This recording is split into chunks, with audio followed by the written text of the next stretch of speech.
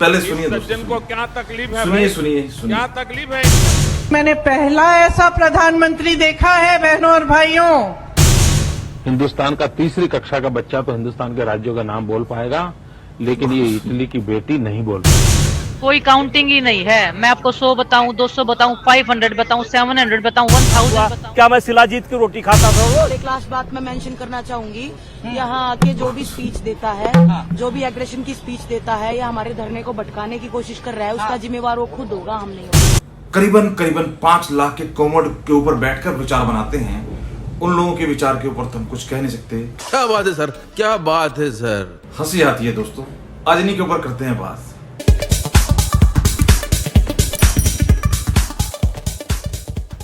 नमस्कार दोस्तों। सबसे पहला तो आरोप प्रत्यारोप जो चल रहा है रेसलिंग का और मंत्री जी का, तो वहां पर एक दूसरे की जो सफाई आ रही है। गोंडा डिस्ट्रिक्ट कहते हैं कि यहाँ से जब भी ट्रेन गुजरती है तो पुलिस इंस्ट्रक्ट करती है कि ट्रेन की खिड़कियां बंद कर दे, क्योंकि कोई भी हाथ अंदर डालकर आपकी चेन मार सकता है। यहाँ से 1990 से लेकर आज तक 6 बार बृजभूषण सिंह इलेक्ट होकर एमपी। अब बताइए, इस मीडिया का चाल चलन देखिए, इस मीडिया की सोच देखिए। यहाँ पर इन्होंने गोंडा शहर को, डिस्ट्रिक्ट को भी नहीं छोड़ा, इसमें उसको भी आरोपी साबित कर दिया और बताने की कोशिश की इस मीडिया ने कि कैसा वो शहर है। वहां पर ट्रेन की खिड़कियां खोलना तक पाबंद है, वहां पर लूट लेते हैं। जाने और शहरों में तो लोग फूल बरसाते हैं, कहीं और तो है ही नहीं कोई वो चक्के उठाए गिरे।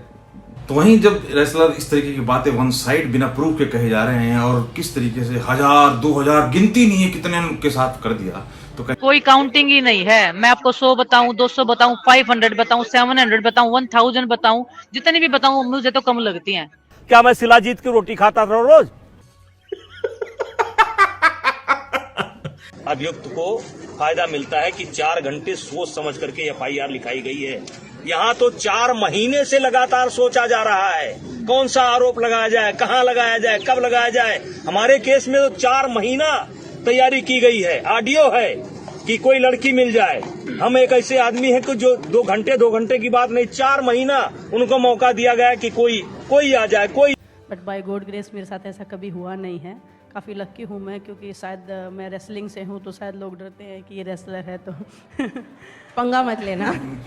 लोगों का विश्वास डगमगा रहा है, लेकिन क्योंकि आपको पता है कि वहां पर काफी लोग, काफी महानुभाव जो अपने आप को हरिश्चंद्र से ऊपर बताते हैं और जो करीबन 5 लाख के कोमोड के ऊपर बैठकर विचार बनाते हैं, उन लोगों के विचार के ऊपर तो हम कुछ कह नहीं सकते, क्योंकि वो कुछ भी बोल सकते हैं। जो 5 लाख के कोमोड के ऊपर बैठ के सोचे, आप सोच सकते हैं उसका दिमाग कितना तेज चलेगा। तो उनकी बात छोड़ते हैं। सत्यपाल मलिक का देखिए आप किस तरीके से है, राज्यपाल होते हुए उन्होंने कैसे कैसे बोले, और यहाँ इनका रवैया देख लीजिए और वहीं दूसरी तरफ सरकार का रवैया इनके प्रति देख लीजिए। इन्होंने यहाँ तक इंदिरा गांधी का नाम लेके धमकी भी दी थी एक बार कि सावधान हो जाइए, ये लोग बोलते नहीं है।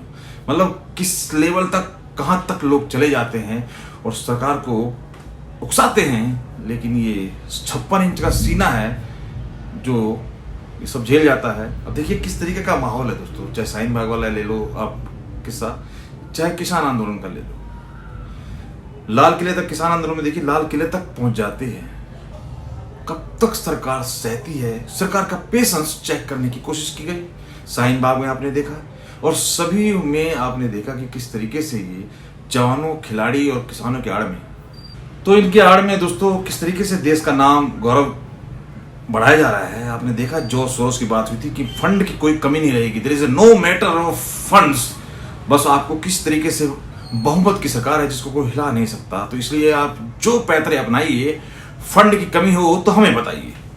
तो जो सोरोस का जो एक एजेंडा चल रहा है, जिस तरीके से विदेशियों का इस्तेमाल किया जाता है और हमारे तुम्हारे जैसे जो समर्थक कह लीजिए या प्रशंसक कह लीजिए, वो इनका जवाब देने की कोशिश करते हैं। बात रेसलिंग वाले इशू पे करते हैं दोस्तों, पहलवानों के, देश का गौरव, देश का शान, सबके बयानबाजी आ रहे हैं। वहाँ पीटी उषा के बयान के ऊपर भी, तो इधर और खिलाड़ियों के भी बयान आ रहे हैं। कहीं ना कहीं इस चीज़ की बात कही जा रही है कि ये सत्य है, इसकी जांच होनी चाहिए, लेकिन ये जांच के लिए तैयार नहीं। तो आरोपित हूं, जब तक मैं आरोपित हूं तब तक मैं रिजाइन दूंगा नहीं। जब ये सिद्ध हो जाएगा तो कोई ऑप्शन बचता ही नहीं। खैर अगर सबूत होते तो ऑब्वियस सी बात है, बिना धरना पे दिए भी मुश्किल हो जाता।